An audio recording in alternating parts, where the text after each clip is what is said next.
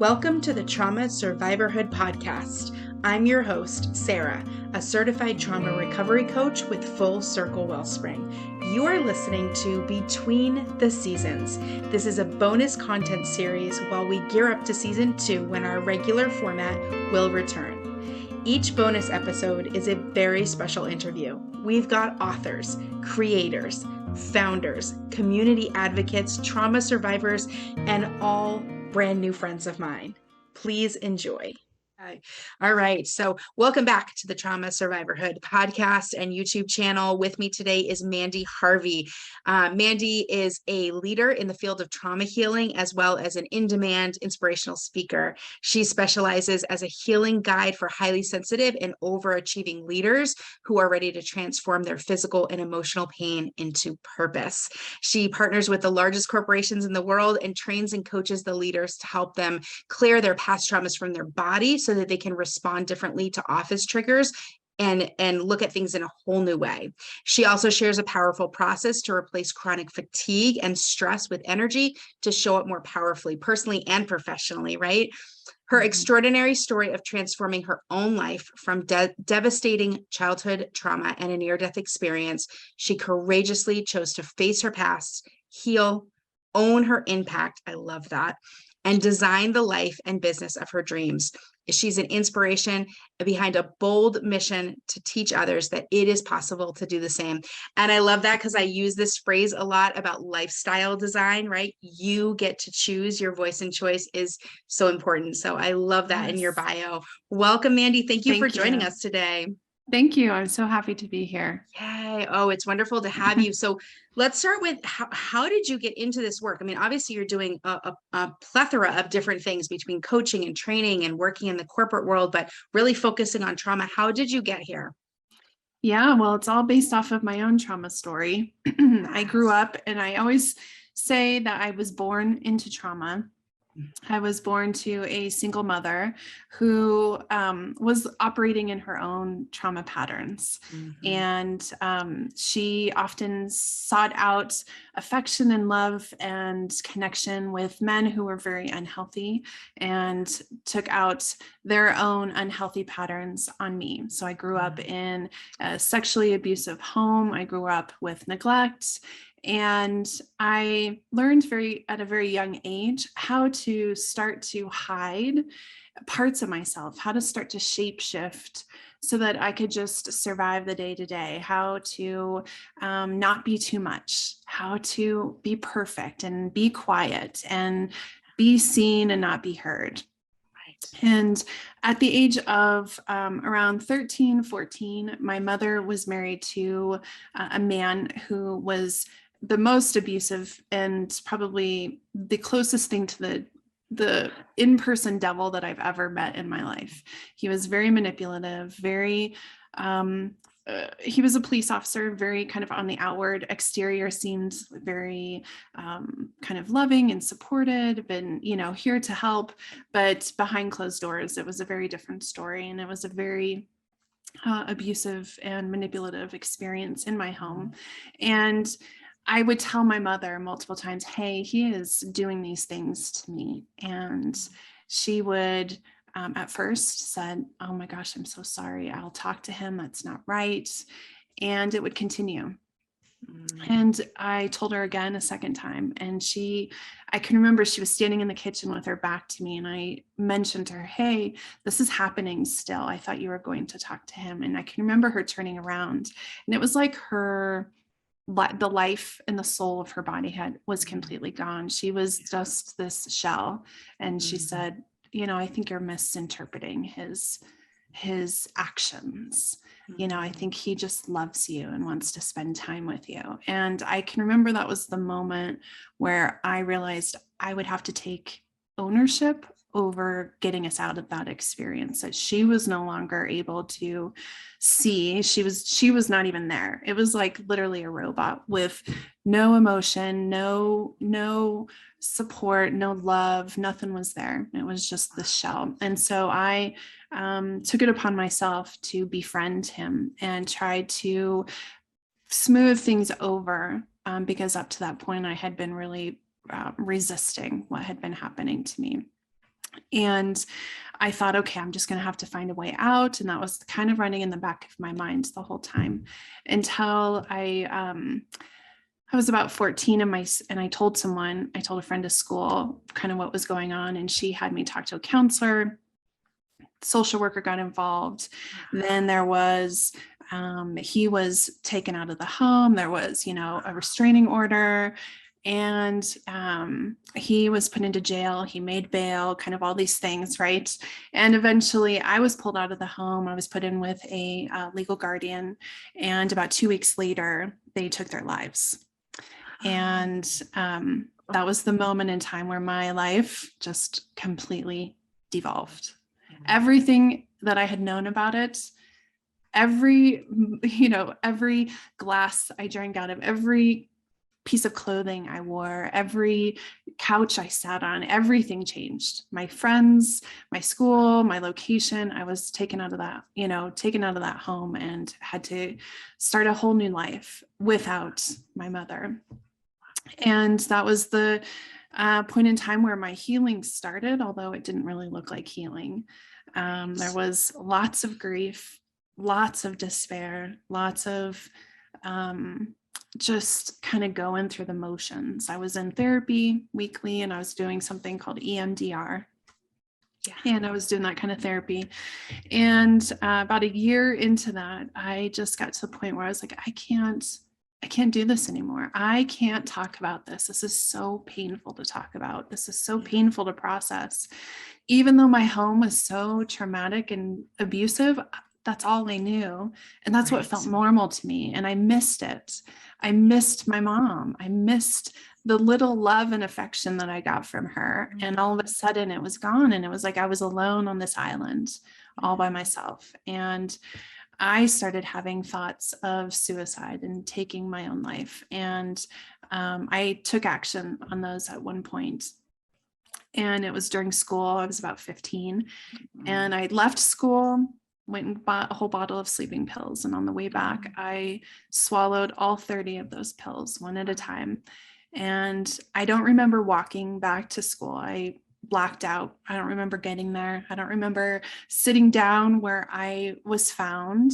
But the only thing I do remember is I can remember as I was swallowing these at first, just thinking like, I can't wait to see my mom. I can't wait to be back with her. That's all I wanted.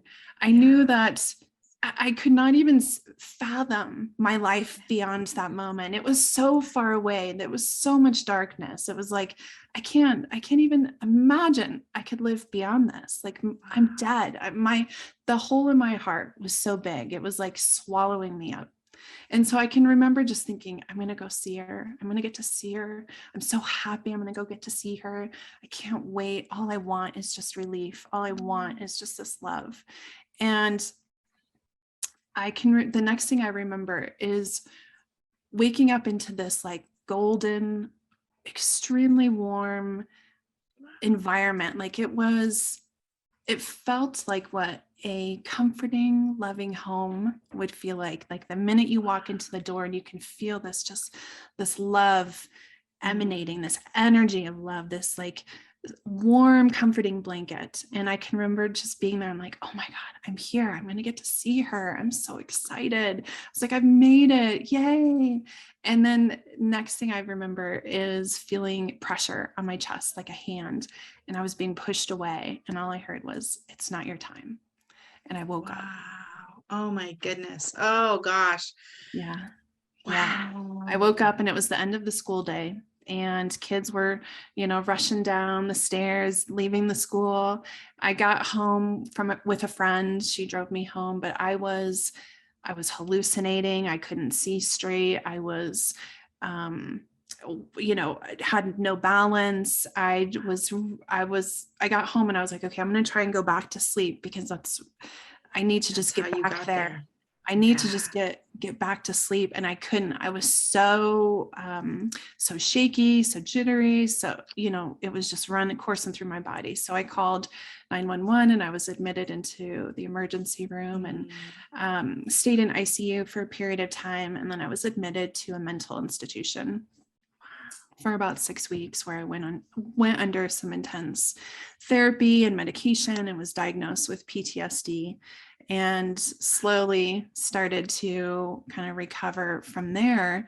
But my high school years, I was processing this tremendous feeling of guilt, that I was the one that essentially, pulled the trigger that killed them. I was the one that started this in the first place. And the belief that I really took on at that point in time was like my intuition of telling someone was wrong, that I can't trust my intuition. So from then on, as I graduated high school and became an adult and got married and all the things, I kind of kept this programming running in the background of like, I can't trust myself to make good decisions. So I would outsource all of that stuff, and I would have other people making decisions for me, jobs, clothes. How does this look on me? Restricting diets, restricting food, and then binging. I was so stressed and overwhelmed and anxious, just had this constant anxious feeling running through me, that I thought it was normal. It was just who I was. Right. But it was impacting my health. I had poor digestion. I had, headaches. I had chronic pain. I suffered with, not feeling enough all the time, feeling shame for who I was and how I was.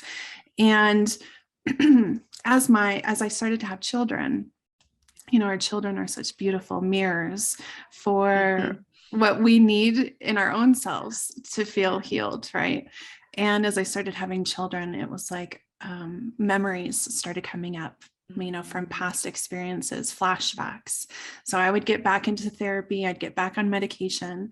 And over a course of 20 years, it was like kind of off and on in therapy, off and on medication, as I'm processing things. As my children, when my stepdaughter was 5, that was the first time I was sexually abused. And it was when I started having flashbacks, when my children were at certain milestones, it started triggering things for me. And so I had enough knowledge of like, okay, got to go to therapy, got to figure this out. I'm just gonna, in that time I'm a corporate employee. So I'm stressed in my corporate job, and I'm trying to process this stuff, and I have little kids, and all of a sudden I'm diagnosed with autoimmune disease, or autoimmune diabetes rather, and thyroid disease, and my health starts to plummet, and I'm just a mess.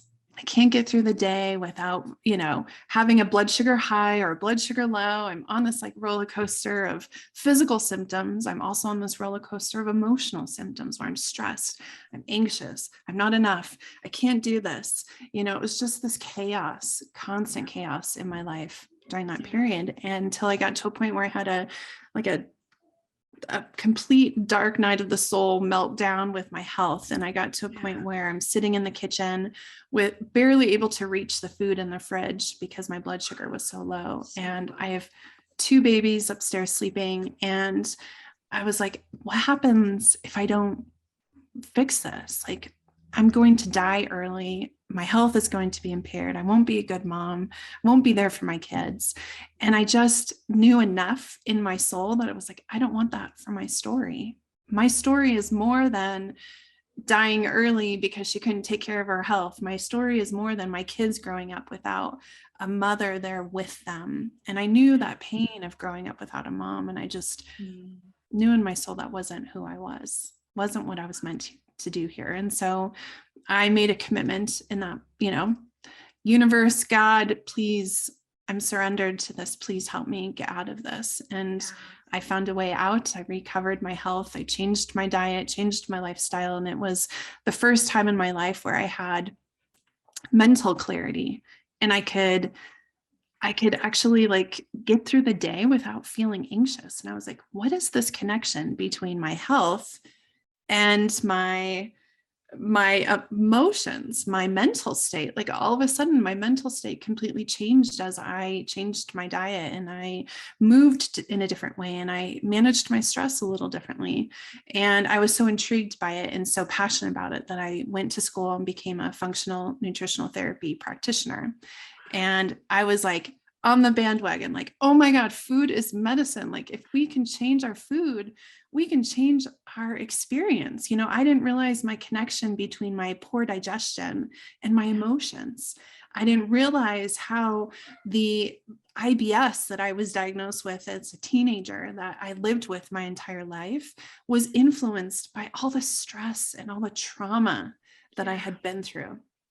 And all of a sudden I'm doing things to heal my gut and my mental state is changing and my outlook on life is changing and I'm feeling a little bit more resilient and having a little bit more vitality. And hey, I'm going to go, try to run a marathon. That sounds cool. Like all of a sudden I'm exploring these things I never would have done before.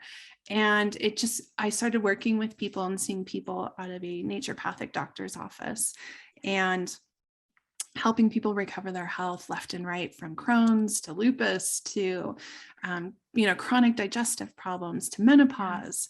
And it was all through the use of functional nutrition. And it was amazing to watch. But then all of a sudden I started seeing this connection where people couldn't hold on to the changes they were making. The diet wasn't enough. And I started to see that in me. The diet wasn't enough. Like all of a sudden we'd slip off of this pattern. We'd slip out of this routine. And I started kind of exploring more with the people I was working with, asking more about their past, looking into like, what are some of the beliefs you have about how you nourish yourself? What are some of the behaviors in which you nourish yourself? They don't have to be good or bad. Just what are those behaviors? What are those beliefs? What are those thoughts? And the commonalities between all of them was that they had all experienced some level of early childhood trauma. Yeah. Just like me. And I was like, oh my gosh, like those experiences influence our health as we become adults. When we hold on to that energy in our body, when we haven't had a chance to heal it or resolve it, it stays there. It multiplies, it grows, and that energy of that inflammation impacts our health. And it was just this eye-opening experience where I thought, oh my gosh, like I'm missing a piece here. Like if I'm going to help people, I need to understand this element of trauma. And what's funny is I have avoided trauma. I had avoided trauma, the trauma past of mine for my entire life. I was like, nobody wants to hear me talk about trauma. I'm going to be the weird one out. It's not cool to talk about trauma, right? Like I just am going to avoid it. And this was right in my face of like, actually, this is what you should be talking about. This is what you should be exploring. And so I took that as a sign. And along the way, I was still in therapy. I was having deep anger and rage starting to show up in my body. Anger and rage like I had never felt. And so it was coming out at my children, which was really hard for me to see and hard to have an awareness of like, I don't want to be this mom that's like constantly yelling at my kids and making them cry and making them feel bad just because I have something going on inside of me. And so at the time that I'm starting to explore trauma, I'm also exploring trauma healing in a new way for me. And I decided no more talking about trauma. I went and sought out somatic experiencing therapy, which is really body-based and helps you get to the nervous system and where you're holding the trauma. And I did IFS and started to understand the parts of me that I was carrying in my body that held this anger, that held the pain. And as I healed that, I was like, oh my gosh, this is the missing link. And so I started to go through the training to become a somatic experiencing practitioner as well. Amazing. And it just from there has exploded into, my passion really is teaching people that they hold the power within themselves to really transform this. And if they're committed, if they're ready, that I'm here to help guide them through that process, whether it's through a talk and through tools or through one-on-ones. My passion really is helping people take ownership and feel the power they have within them to change the trajectory of their life, because my life is 100% different, 1,000% different than what it was when I was 15 years old, being diagnosed with PTSD, not having any clue that this was a possibility of a life that I could have. Wow. Oh my goodness. You have such a beautiful, amazing story. Your passion just ekes right through your skin.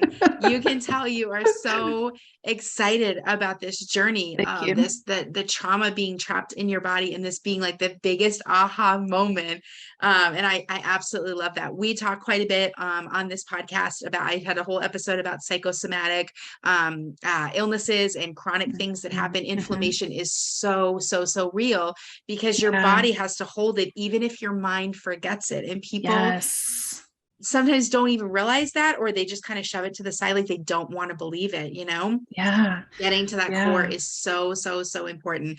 I love that, because the somatic stuff is important. The interpsych work is important, like IFS and EMDR. I'm an IFS informed coach. So I practice that myself, and I practice it with my clients. And it's the fascination there of like, these are just parts of you. And like, even yourself, when you wanted to be with your mom, that suicidality is a protector. And that's so hard for some people to understand, but it's a protector that's saying, hey, I've got this great idea. It's just a part of you, and it takes over you for a little bit. And I'm so glad that hand pushed you back and said, not yet, because the universe was definitely not done with Mandy yet at all. It was just about to get really, really good. So I'm really, really grateful that you're still here and that you're doing this amazing work. So what does this look like now for you when you're working a lot in the corporate world now? You're kind of taking this back to your roots as you were starting to recognize your deep biological issues, right? And these triggers that were hitting you and all this stress. So you're taking this back in a leadership role with them and coaching. So what does that look like when you go in? Are you doing like seminars? Like, are you working one-on-one? Yeah, doing a little bit of both. It really depends on the corporation and what the experience they're wanting their employees to have. But I do keynotes. I've done, keynotes and webinars and workshops and, side coaching programs where we do the workshop and then we bring people together in a coaching experience, a group kind of coaching experience where we go deeper each week for like a series of 6 weeks. But what I'm really excited about is in the corporate world, we've had this idea, this archetype of what a leader is supposed to be like for so many years. And for so long, it's been this like hustle, and it's been this very masculine-esque, not male versus female, masculine, but masculine type of mentality. And the world is changing. I mean, we all are watching this kind of unfold day in and day out of what is more important to people now. And I really love talking about what is it like to be a trauma-informed leader. I have a talk and a program all about how to shift our leadership, especially in the corporate world that is so very much dominated in this hustle, go, do, next thing, you got to have the best idea. You got to put in all the hours and do all the things, but we're burning our people out. And at this point in time, there's so much stress available in the atmosphere with everything globally happening that we can no longer maintain that level of work. We've got to change how we work, and we've got to realize and be more trauma informed and understand people are all operating in their own worlds, so coming to work with their own stuff. And when we have trauma informed leaders who are able to sit down and hold space when they need to, I'm not saying that they need to be psychologists or therapists, but giving them the basic tools to understand how to have a compassionate conversation with someone when they are bringing that stuff to the workplace. Or when something happens, and they can be that kind of sounding board for their employees. But I talk about trauma-informed leadership. I talk about nervous system regulation. I just recently did a talk with a big tech company talking about how to stress less so you can accomplish more, and talking about this dynamic of productivity. And when we're so stressed, we can't be productive. It's literally going against the biology in our body and our brains, and so how do we how do we operate in a world where we need to be productive, but we're also stressed? So how do we Right. operate in that? Yeah. Right. Oh, I love that. And for the leaders too, for them to be doing their own work, because Yes. if they're operating on a system in their own world, like you said, as we all are, every human we come in contact with, if Yes. you have not heard me say that enough, every single person is in their own worlds. And you Yes. never know what's going on in the world unless you ask, right? So the leader is also in their own world, going with their own patterns, right? And if they're Yes. really coming with a really strong, like fatherly disciplinarian kind of role, Yes. I guarantee that came from somewhere. Yes. And Yes. we Yes. never ask. We like to use Oprah and Dr. Perry work together, and they say we never say like, what's wrong with you? We say, what happened to you? Yes. Right. And Yes. everyone Yes. had stuff that happened. So especially in the Yeah. corporate world, recognizing also we need balance, right? We need Yes. to make time and room for our workers to be balanced, right? Blue collar, white collar, doesn't matter. They have to be able to go to their kids' soccer game sometimes. They Yes. have to Yes. be able to take a rest when they have a new baby, when there's a divorce going on, right? People forget even something like that, or the loss of a child. Okay, take 2 weeks off and then come right back to work. Like, we need grief trainings. We need Yes. Yes. understanding. Yeah, we need a Yes. lot of that stuff. Oh my goodness. Yeah. I absolutely love that. So when you're teaching, I know you talk about like deciphering emotions. You're learning how to understand your own energy, and you've got all these specialty resources for like holding space and finding the ground, and like all the neurochemical stuff that you talked about. What are some of those strategies that you're teaching in that arena? Yeah. Well, first and foremost, it's a mindset shift that I talk about, which is the external things are going to fix me. So I'm going to spend the time to, check. I can remember, and this is all based off of my own experiences too, as a corporate employee. In having this perfectionism kind of programming in my background, I was like, okay, check the list. I'm going to do my meditation. I'm going to do my yoga. I'm going to, go for a walk. I'm going to eat. I'm going to make my salad. I'm going to eat my low fat cottage cheese, and I'll be good to go. Like I would check off the box and be like, okay, but for some reason it wasn't working. It was like at the end of the day, I was still stressed, right? Yes. I'm still wanting to emotionally eat and, numb myself. Right. Yeah. And so, or you beat yourself up because you missed yoga. Yes. I have never, ever done that. Right. I'm like, I didn't get to yoga, and now I'm stressed about not going to yoga. And I'm like, I think that just counteracted any yoga that I was going to do today. Yes. Right. Like we think that these external things are really going to fix. And that's the mentality shift. And I see that a lot in the corporate world, because that's kind of the patterns of the work, right? Like we're doing our projects, we need these resources, we're going to pull externally to get this done, and boom, it's ready to go. That doesn't work for us as humans. We have to first understand internally what are the things that are going to help us internally first, before those yogas and those meditations and those, things outside of us will work. It's like the bottom up versus the top down approach. Yes. Yeah. And so that's the mentality shift I start with, which is, if you're doing all of these things and you're still feeling the fatigue and you're still feeling the stress, then it's not these external things that you need to focus on. It's what is it internally that I can do to start to process my emotions, to start to turn inward and realize I have a body here versus just my head. I have this body here that's telling me things, that's giving me tools and clues of what I actually need in that moment, and helping them meet those needs in that moment. That's really the work that I do when I work with them.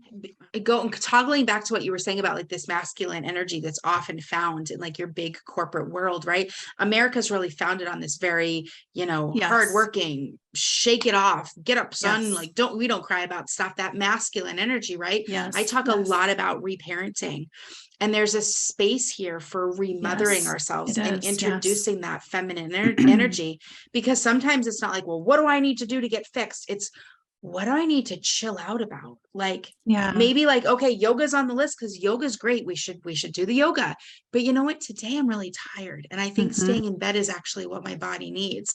And that immediately makes you feel softer right there. Like I almost have to like whisper that, right? Yeah. Stay in bed. to sleep an extra hour. Ooh, that feels really warm and cuddly and fuzzy, right? It's very mothering energy. And that importance right there, especially in the corporate world and just the foundations of America as a country. I mean, I know people are listening from around the world, but in America, this go get 'em tiger kind of stuff is just so not soft. And sometimes it's not, what do we need to do? It's what do we maybe need to stop doing so much of? Is it just okay to sit and be with yourself? That somatic piece and like reconnecting and like, where do you find that in your body? Of course, we do that a lot with IFS too. Like, let's locate it in your body. And then let's see if it can give us some space, and then we can work with it. But where did it come from? People just think, oh, my neck is cramped because you're sitting at a computer. Yes. And a lot of stress is held in the neck, for instance. So maybe that's also there, Yeah, I agree with you. I think, one of the practices I teach when I talk to corporate teams is all about that. It's learning. It's a process I teach. It's a 4-step process called LOVE, and it's an acronym. So there's steps along the way, but it's learning how to interpret and actually trust your body and trust your intuition. So for me, that was a big deal of learning how to actually trust that my body was telling me the right things, that if I did those things, then actually it would be okay. And I wouldn't, fall apart. I wouldn't, but really first learning how to interpret your nervous system and learning how to interpret the thoughts and the beliefs and separate yourself from those, I think is one of the biggest steps at the beginning. Because if you've never done it before, at first, if you're hearing, gosh, I can't, I sit down and I can't sit down. I got to go do this and I got to do this and I got to, if it's this like chaos mentality and you're thinking that's me, I'm chaotic, I am a mess, I cannot stop, I cannot do this. And the reality is actually you can. You have to learn how to separate yourself from these old beliefs and these old programmings and learn what is your nervous system actually doing. And is that in alignment? A lot of times I talk to people about, what are your values? Are you living in alignment with your values? How does your nervous system align with your values? How is it telling you you're in alignment or you're not in alignment? And so I think building that awareness helps you get to that point of being able to say, okay, actually, I had yoga on my list, but I'm so tired. I'm actually just going to sit outside and enjoy a cup of tea in the sunshine. Being able to make that a choice and be good with it, you have to first start with like, oh my gosh, what are the programs, the patterns, the beliefs? How do they show up in my body? And what are the signals that I can start to pay attention to? Because when we have that awareness, then we can shift. Yes, that's so true. I love this idea too of, obviously we're kind of picking on yoga a little bit today, which my listeners are like, yoga. My listeners are like, is she going to say bad things about yoga? But I'm not, because we know if you listen that Sarah loves yoga, but this idea too of what does my body need in the moment is really like, that is a massive awareness. I always say awareness is always the first step for pretty much anything. Because if you're not even aware that you even have a problem, right? It's now a moot point. Like, we can't do any work until you're aware, right? Exactly. Being aware of your body, but every single moment. And we know that like busyness and perfectionism, it probably shows up a ton in the corporate world, but for anyone who's a trauma survivor, these are huge. These doer parts are huge coping skills.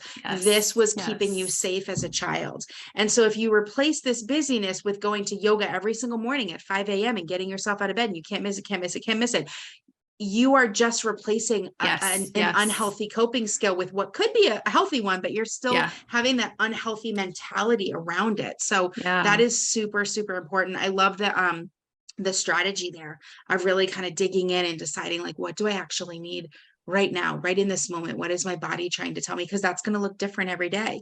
And moving away from some of this rigidity and just taking a breath from like the rigidity, like stop telling me I got to be everywhere at this time and I can't be late and I got to be ready, and let's chill for a bit.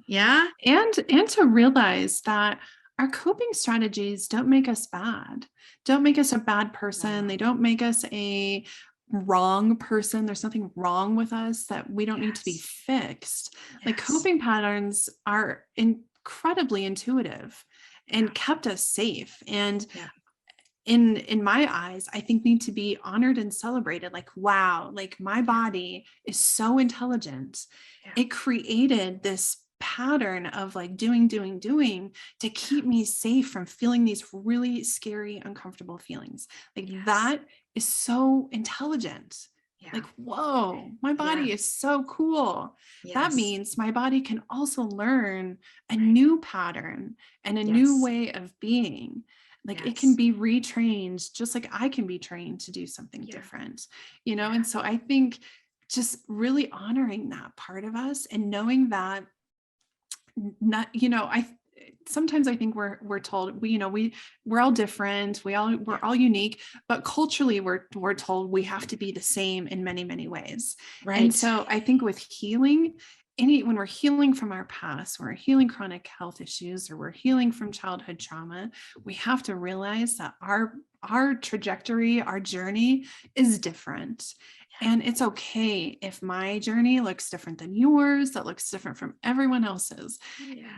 That's okay. Like how you coped is okay, and how you heal, whatever that journey looks like, is okay. There is no time limit. There is no fast or slow, or, get here by the time you're 40 kind of thing. There is nothing, we might be the ones putting those expectations on there, but we really should look at it with different eyes, really understanding that we can make this however we want to make it. We can go as slow as we want to go. We can go as fast as we want to go. We can maybe do it based off of our nervous system. And that's what I love to do and teach people how to do, which is let your nervous system kind of guide you down that journey, and get really good at supporting your nervous system and building up those tools and resources so you have the resilience to go deeper into those dark places, so you can come out with new found, awareness and vision and power to move past it. Yeah, that's so true. Thank you so much for saying that, because, especially in the IFS world, as an IFS coach, it sits right here. No bad parts, right? It sits here. You guys know it because I pull it up all the time. Like there's nothing wrong with how you did things. And sometimes you need to keep those coping skills to get through some of these darker nights 100%. Until you're on the other side, until your brain is safe. It has to feel safe enough to move forward into there. So I always love to ask all of our guests, so when you were in your healing, and obviously we're still in it, right? But in your trauma recovery journey, your path, your maze, your labyrinth, right? When you're in there, what were some of the most useful resources for you internally and externally? Yeah, well, I think, IFS was a big one, and just recognizing that I had these parts within me that held these different experiences and pain, and the learning how to interact with them was really an important internal process for me. And it gave me the space. So, obviously it separated me from I am bad to I emotionally eat when I'm stressed, because I want to feel comfort and I want to feel safe. So that part of me is not bad. It's just really coping with, things from the past. So now I can have more compassion and more love towards that part versus shame and guilt. And so that was a really big internal process for me, and shifted my perception, my self-love, even towards, my whole body, towards these parts, towards my past.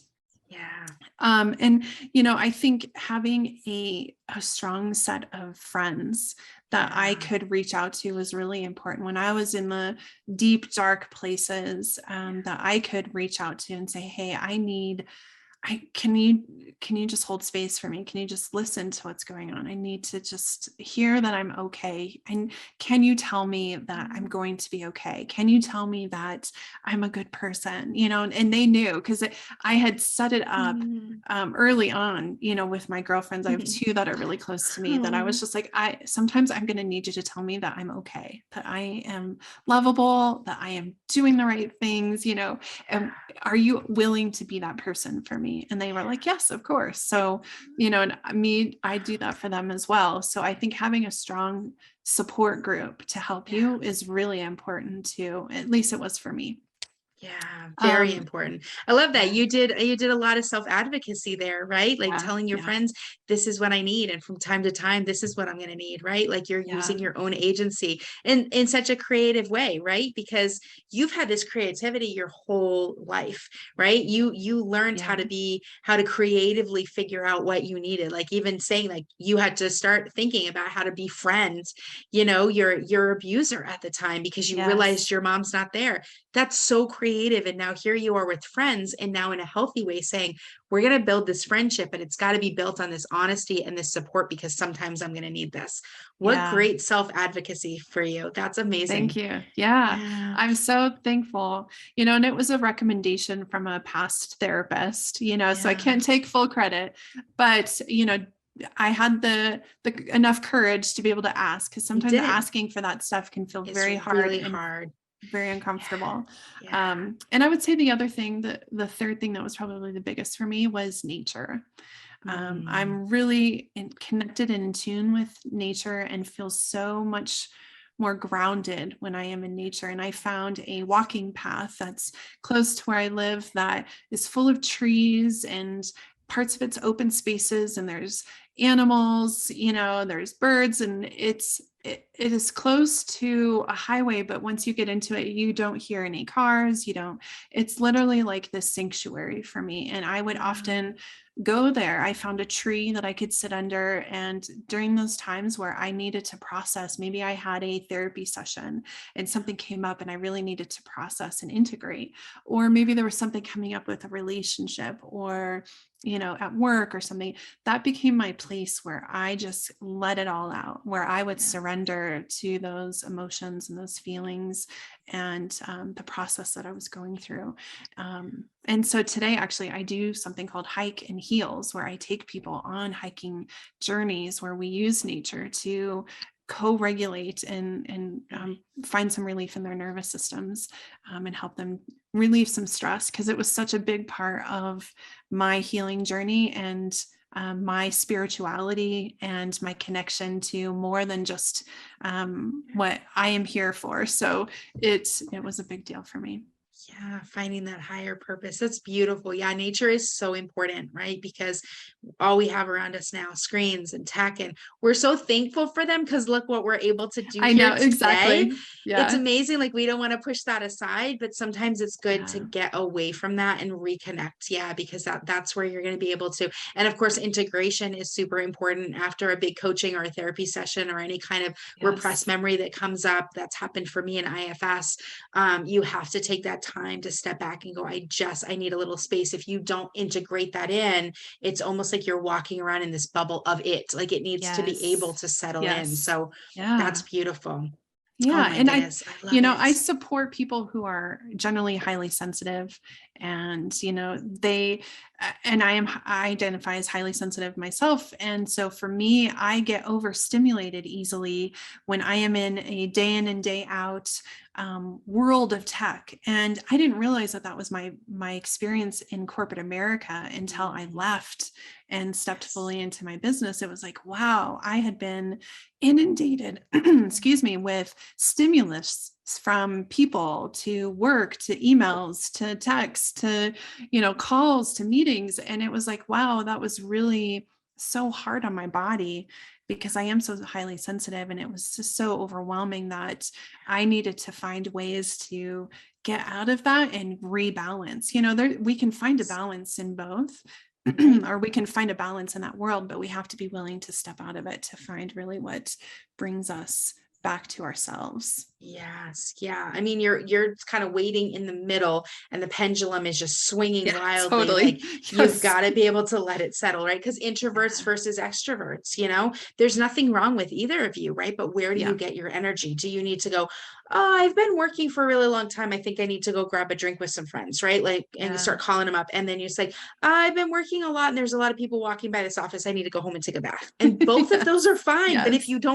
if you're not even connected intuitively enough to even know that about yourself, you're Yeah. just you're just doing the thing and you're just in the rat race and you're not even recognizing what you actually need at the end of the day. That's where that Exactly. self-care, like everyone's regimen, I always say everyone's regimen in self-care is going to look different, because what you need, that could actually be some people's need for calming is sometimes a trigger for other people. I've run into that with breath work and knowing some breath work coaches. There are people that are highly triggered by doing breath work, and some people that can wade in breath work all day long and be like, oh, this is the best thing ever. I'm in heaven. And other people are severely triggered. Amazing how that works, right? Like that's where I'm listening to your own body.